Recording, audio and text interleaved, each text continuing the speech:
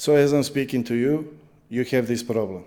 You imported the sound into DaVinci Resolve and your sound is only heard on your left side, left channel, left ear, whatever, left speaker.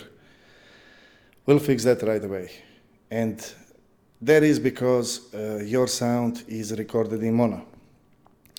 In order to be heard on both sides, it needs to be transferred into stereo.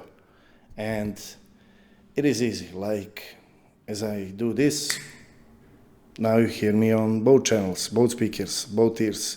So, good evening, good morning, good afternoon, whatever you happen to be.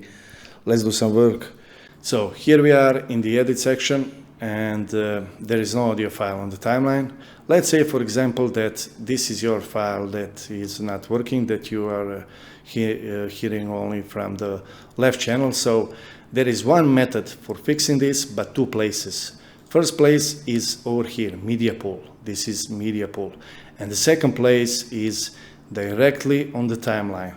But do not do that directly on the timeline, because it is much easier to do it here in the media pool, because if you have multiple audio files with the same problem, like I do have here, you will select all of them and fix it. So how do I fix it?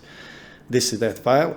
Right-click it. Find clip attributes, there it is, or the shortcut is P. Clip attributes, click it, and this window opened up with clip attribute settings. Remain in audio tab. Here where it says format mono, click it and turn it to stereo. And this also opened up where it says mute. Click it and turn it to embedded channel 1. When you click OK, it'll work. So always do that on the media pool. But I noticed one more thing. I wanted to say this also. So this problem is fixed, okay? That's it. But one more thing what Resolve is doing. When you have a file that is working, that you can hear actually only from left speaker, when you drag it on the audio track 1, this is audio track 1, you see audio track 1, audio track 2, audio track 3. So when you drag it on the audio track 1, before fixing it, you would hear it only from the left speaker.